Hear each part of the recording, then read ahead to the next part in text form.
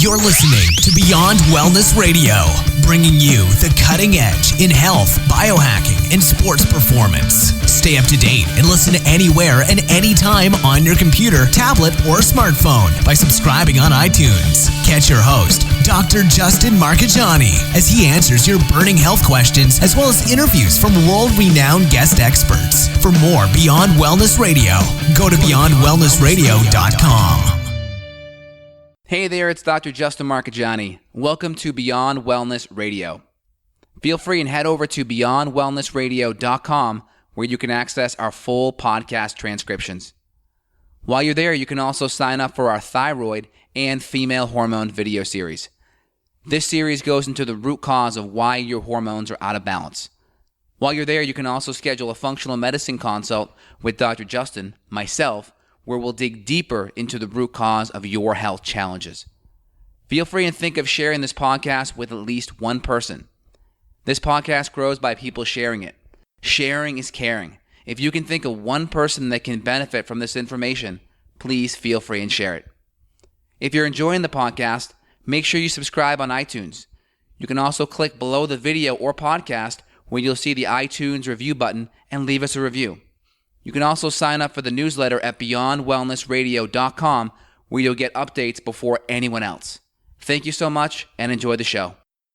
Hey there, it's Dr. Justin Marcagiani. Today we have Dr. Tim Jackson in the house. We are doing a podcast on mitochondrial health, how to improve your mitochondria. Dr. Tim, welcome to the podcast, my man.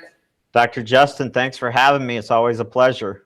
Very good. Well, what's going on, man? We were talking about some genetic tests pre-call with one of my patients. You give me some good feedback. I appreciate that. Let's dive into some genetic markers that we can look at to maybe gleam a predisposition for having some mitochondrial stress or dysfunction. What would those be? So looking at superoxide dismutase or SOD polymorphisms, along with polymorphisms in the glutathione pathway, whether it's GSTM or GPX, because both glutathione and superoxide dismutase are the two bodyguards that sit in front of your mitochondria. Our nuclear DNA is protected by histones, and so it's not as susceptible to oxidative damage. And what are histones? Histones are just proteins that help kind of coil up the DNA and organize it and also protect it.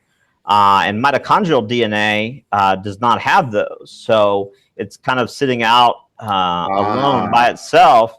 And if you're deficient in glutathione and superoxide dismutase, then it's much easier for the mitochondria to become damaged. So regular DNA has histones which protect, they coil up around the DNA, but mitochondrial DNA does not have histones that make it more vulnerable. Is that correct?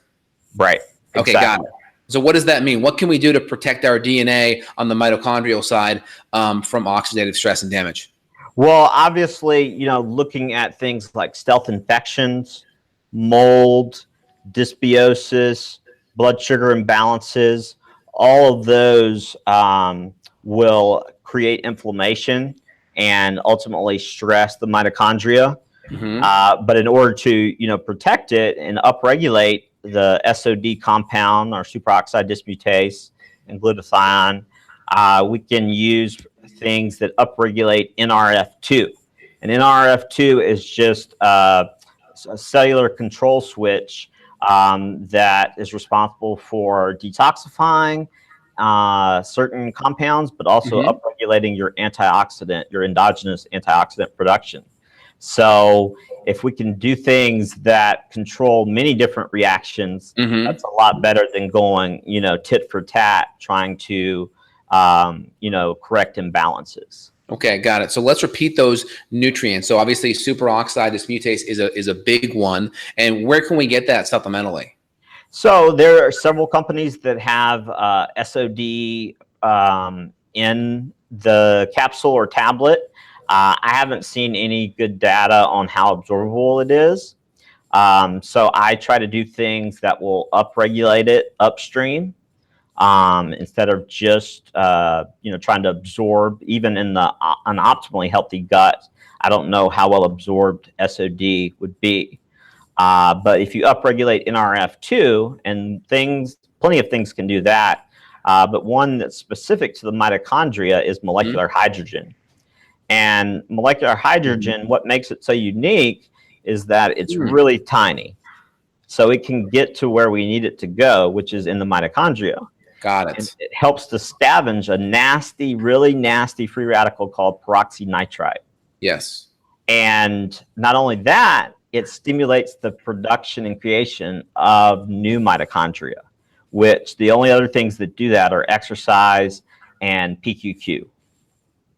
Excellent. Very good. What about fasting? How much does fasting have an impact on the mitochondria?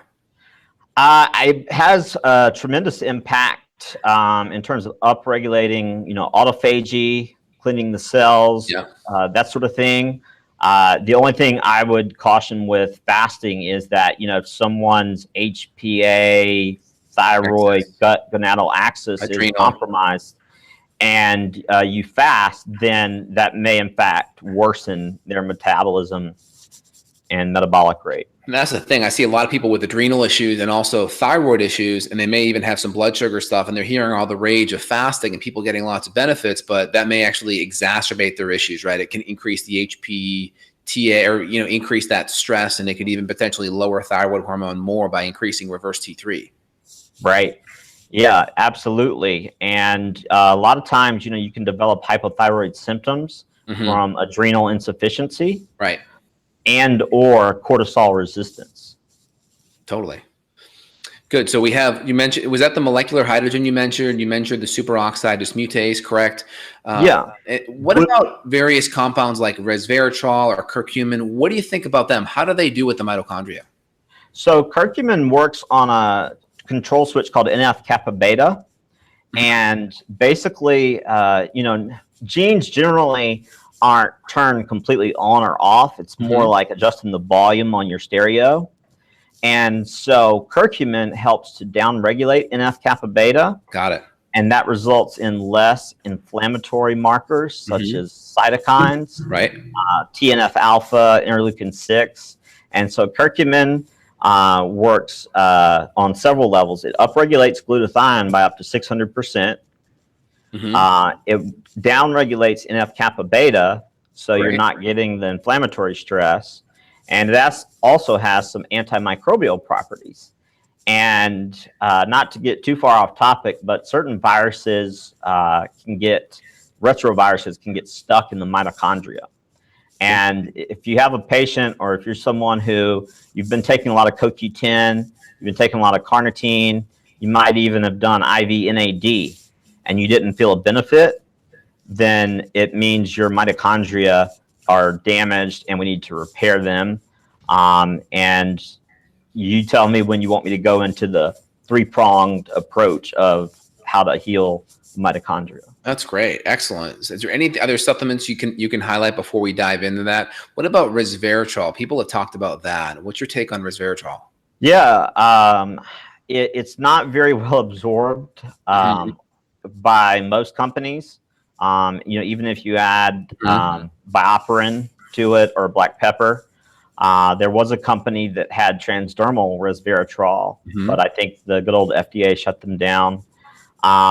But I think there are a few products out there that have liposomal resveratrol.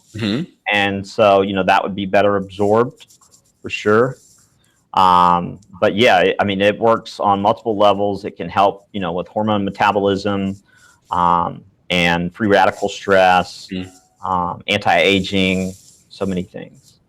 Very cool. Any other supplements you want to highlight, kind of low-hanging fruit nutrients you want to make note of? I would say L-carnitine or acetyl L-carnitine. If you have certain polymorphisms, you might not be able to carry fatty acids into the mitochondria where they get burned for energy through what we call beta oxidation. Right. And so acetyl carnitine is like an Uber for the fatty acids. It picks them up. Carnitine shuttle. Yeah, exactly. And so, that's a supplement that helps mitochondrial health, helps improve metabolism. It can help burn fat, energy production, etc. So yeah, I would say that that's definitely low hanging fruit. And then, the molecular hydrogen, not to harp on that too much, but it does so many different things. How are you getting the molecular hydrogen? I know you mentioned Cindy Crawford has a skincare line with those compounds in it. I know you mentioned there's a molecular hydrogen machine that you've been supporting and using for a while. Can you go into how we can get more molecular hydrogen into our body? So the company Trusii, Trusii, there's many companies offering molecular hydrogen machines, but this company, they have a really great machine. Depending on how much you want to spend, you just add reverse osmosis or deionized water, and it adds the molecular hydrogen to it. And so you don't have to keep buying a supplement, every month. It's a better return on an investment, in my opinion. The more expensive machine also contains a nasal cannula, so you can breathe that in. And molecular hydrogen, so the highest concentration of mitochondria is in our nervous system. The second highest concentration is in our heart. And so by improving mitochondrial function, we can improve brain health, brain fog, fatigue, difficulty concentrating, and also have better perfusion to our tissues because we have better cardiac output. Oh, interesting. Very good. Awesome. One thing I wanted to highlight too, you were talking about carnitine a minute ago. Carnitine is important because there's key amino acids you need to make it. Methionine and lysine are really important ones.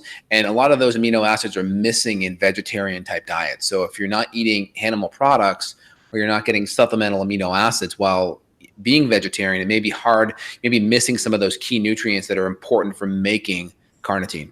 Thoughts on that? Yeah, I mean, absolutely. And the process of methylation, which is, a collection of 100 or almost 200 different reactions in the body, helps produce CoQ10 and L-carnitine. And so if you're deficient in B12 or methylfolate, or your methylation cycle is disrupted because of heavy metals or environmental pollutants, then you won't create as much endogenous L-carnitine and CoQ10. Interesting. And can you talk more about methylation? So a methyl group is a carbon and 3 hydrogens. So essentially when we methylate, we're just binding those compounds to whatever that reaction is, whether it's neurotransmitters or B vitamins. Can you talk kind of more about it? Like, what's really happening kind of at a biochemical level inside of our cells when we're methylating, and where does this happen? So it happens in all the cells in the body, and it involves not just B12 and methylfolate, but all the other B vitamins, as well as mineral cofactors such as magnesium and zinc. And you've probably heard of supplements like TMG or DMG. Yeah, those are glycine. Yeah, those are major methyl donors that have been shown to improve cognitive function. But methylation is responsible for everything from detoxification to producing glutathione to producing certain immune cells, the CD4, CD8, T helper, T suppressor cells, and also metabolism of your estrogens. So if you're not methylating your estrogens, you tend to recycle or reabsorb them.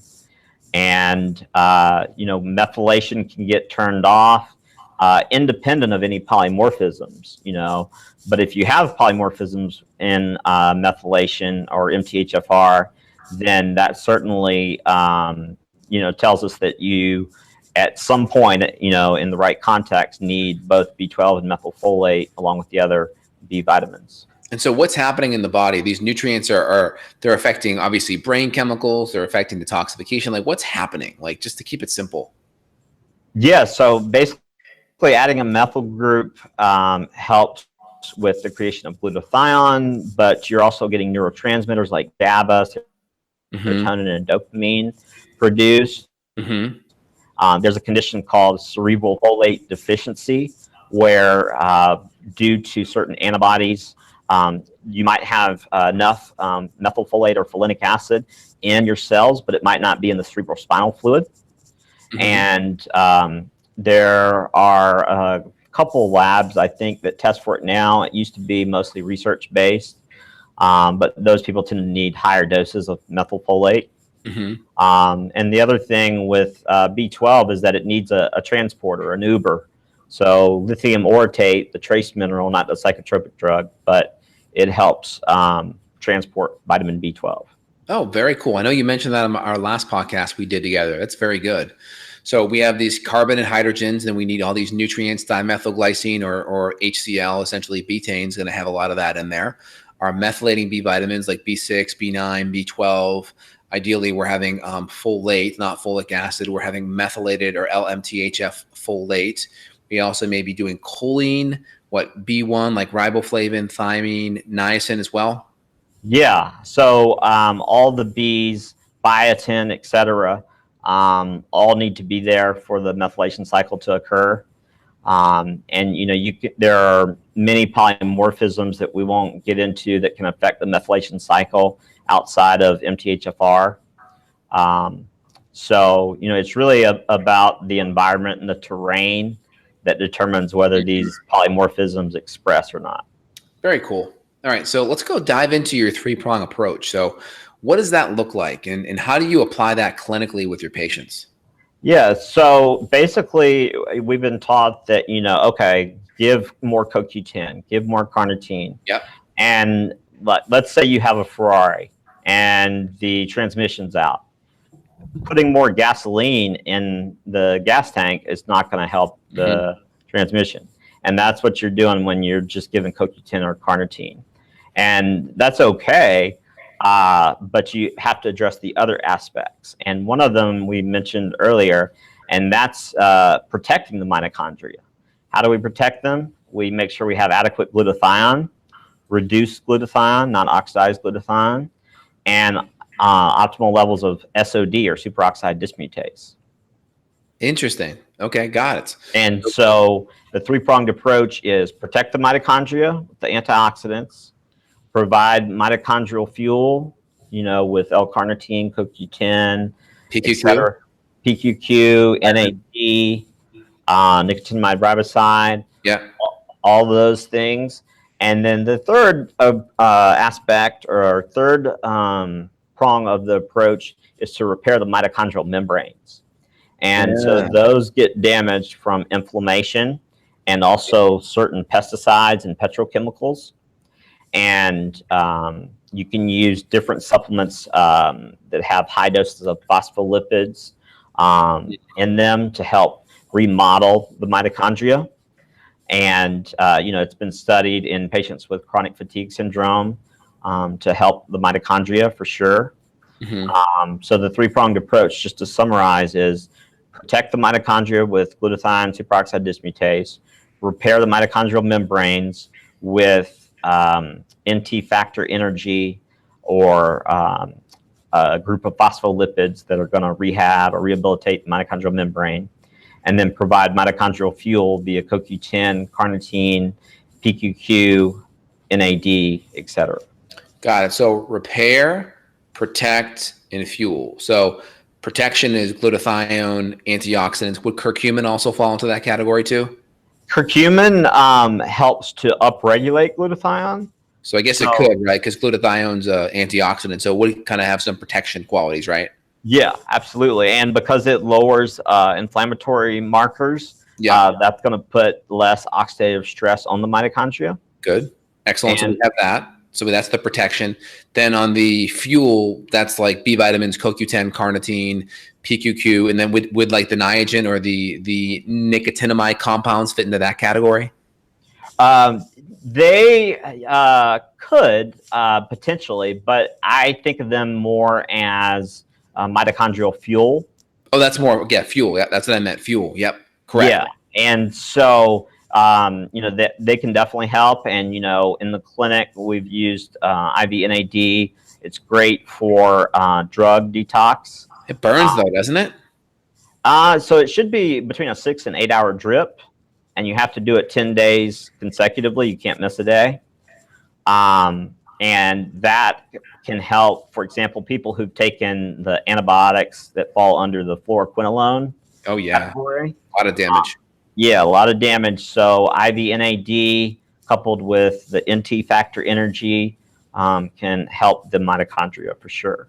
And then so we have the repair side, which is like a lot of so we have the protect, which is a lot of the antioxidants. The fuel is more of the nutrients we just mentioned, the NAD, the B vitamins, the CoQ10, carnitine. And then repair, protect, fuel, and then repair. And the repair is going to be more glutathione and more of the sulfur aminos, correct?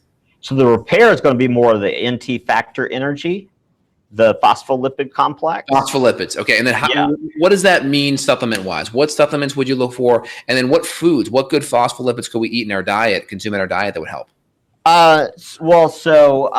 Anything like sunflower lecithin as a supplement could help, but there's actually a product called NT Factor Energy.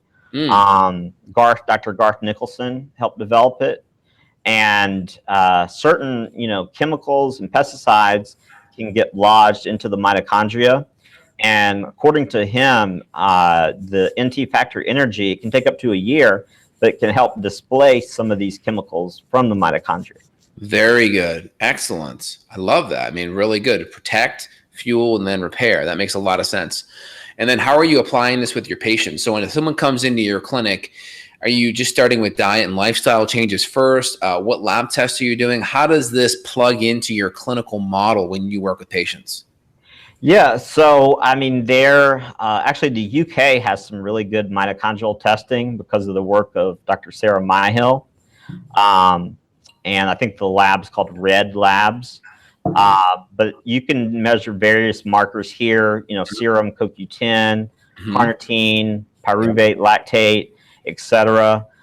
You can look at fatty acid markers on an organic acids test.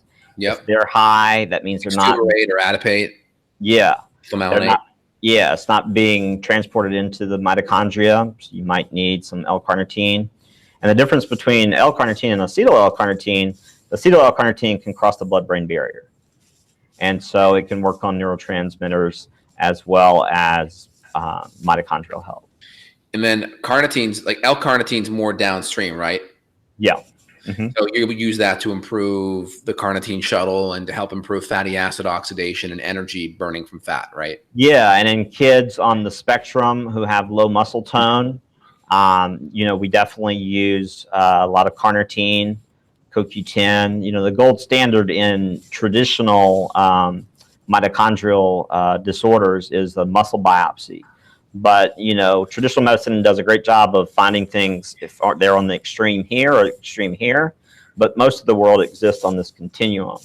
And just because you're on that continuum doesn't mean you don't have an issue that needs to be corrected. And we can also use carnitine, too, to help modulate thyroid hormones, too. I mean, if you're on the hyper side or on the Graves or hyper side, carnitine has some really great modulatory effects. And also with the lithium orotate as well. So two interesting mitochondrial compounds, but also help with modulating high thyroid function. Mm-hmm. Mm-hmm. Absolutely. Definitely. All right. So continue walking everyone through your kind of how you would, work up a patient and incorporate this 3-pronged approach. So basically, the more systems that are involved in someone's symptom presentation, the more you should think mitochondrial dysfunction.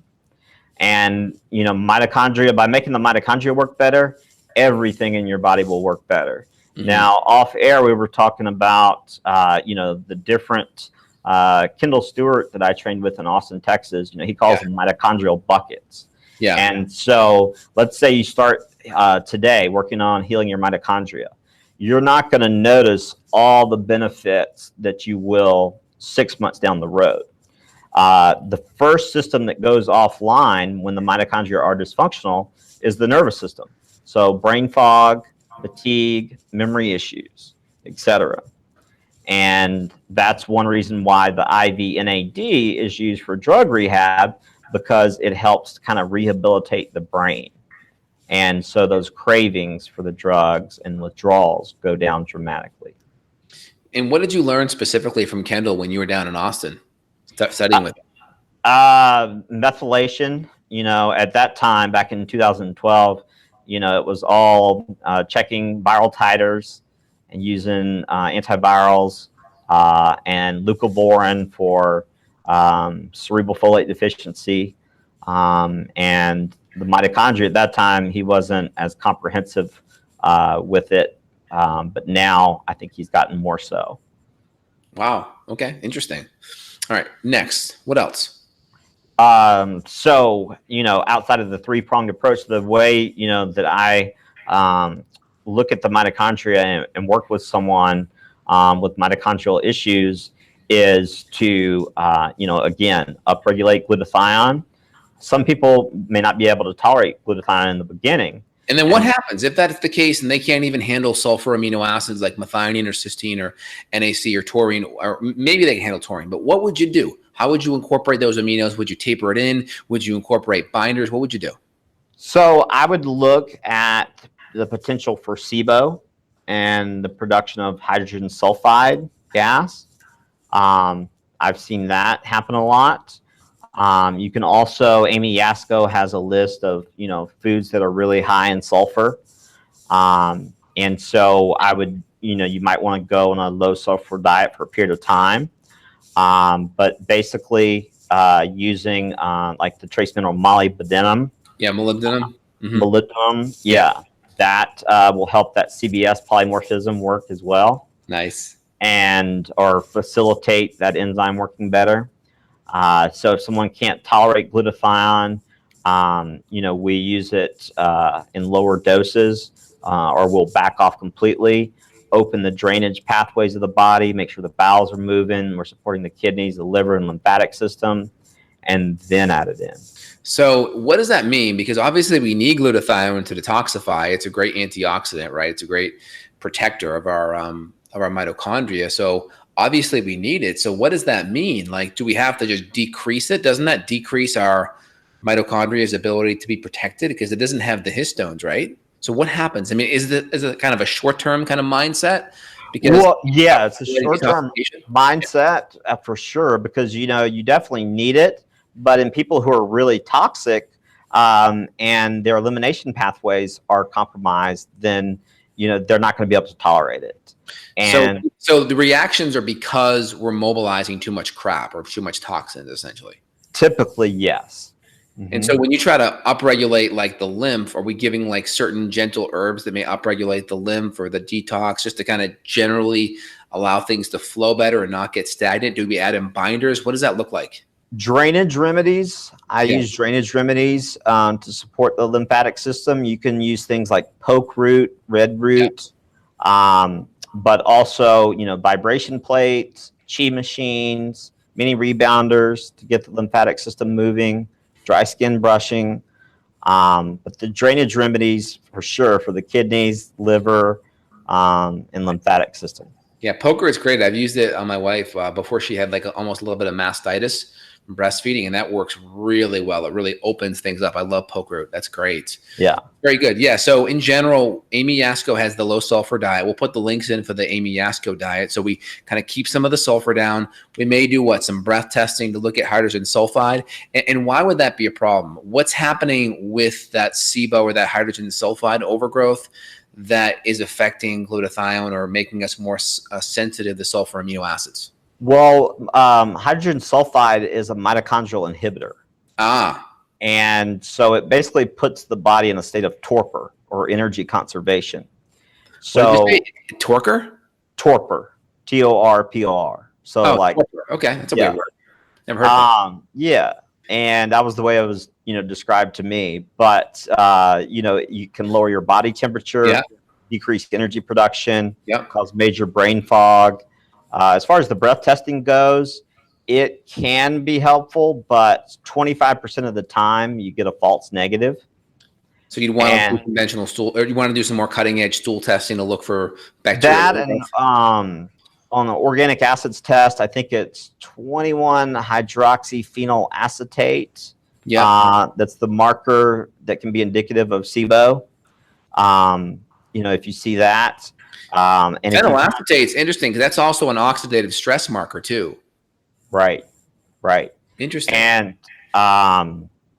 so the SIBO, if you've had constipation for any period of time or an extended period of time, the only way SIBO can develop is when there is a lack of peristalsis or decreased peristalsis. Right. And so you get a migration of the bacteria that belong in the large intestines moving up to the small intestines, which should be relatively sterile.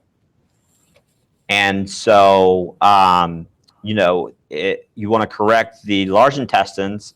You want to optimize stomach acid, bile production, digestive enzymes, and you can use herbs or antibiotics to treat the SIBO. But if you don't improve peristalsis, it's just going to keep coming back. Interesting. Now, there are a lot of patients that are doing a lot of DNA testing these days with 23andMe. What are the big DNA markers you would look at to say, hey, there may be a mitochondrial issue or even maybe an issue with detoxifying? What would you look at genetically? What are the top 3 or 5 things you would look at and highlight and say, hey, this may lead you into thinking there's an issue? So GSTM for glutathione. Mm-hmm. We can measure glutathione levels. It's best to measure the reduced to oxidized ratio because some people can't recycle glutathione. But any polymorphisms in the glutathione pathway, that's going to affect detoxification and mitochondria. Any polymorphisms in the superoxide dismutase pathway, that's going to affect it. A polymorphism called NDUFS, NDUFS, that affects fatty acid transport into the mitochondria. There's one called ACAT, ACAT, and that can affect the conversion of protein and fats into acetyl-CoA. And so that's a rate limiting step in energy production. Mm-hmm. And so vitamin B1 can be helpful in facilitating or bypassing that polymorphism in particular. Yeah. And then there is one called SLC. There's a whole family of them. SLC 16A1. And there are others. But those also have to do with fatty acid transport. And so, that's where you could look at blood or serum levels of L-carnitine. Would MTHFR fit into this or COMT fit into this at all? It would, in the sense that MTHFR affects levels of CoQ10 and carnitine. And MTHFR does. So you tend to have lower levels, so you got to make sure those are higher. Right. Supported. Right. How about COMT? How's that affecting things? So COMT, basically it affects, so it can create elevated catecholamines, and that can create a stress response in the body.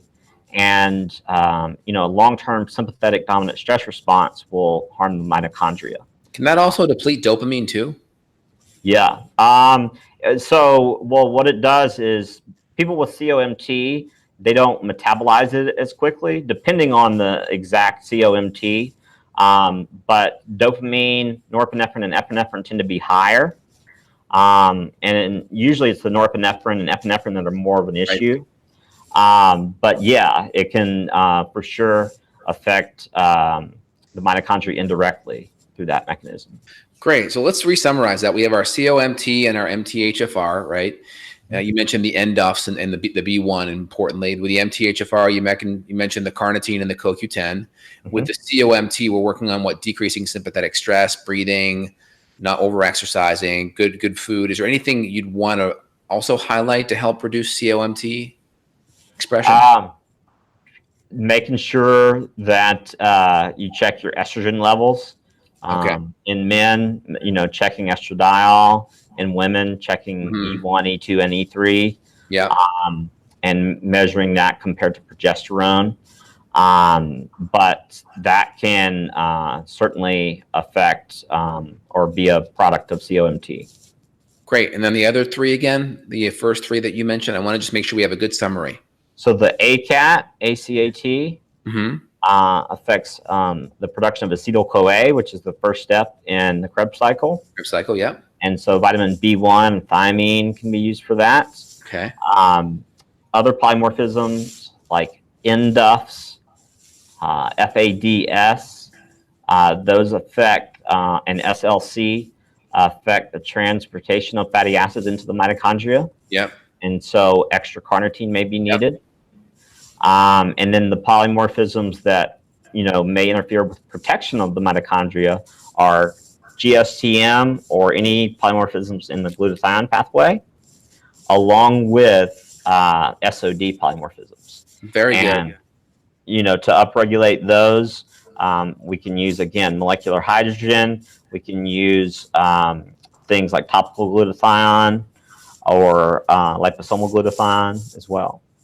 If someone wants to learn more about interpreting these genetic tests, do you have a resource or a reference that you like to go to? I wish I had a comprehensive resource that I could tell you to go to that covered them all. Unfortunately, I don't.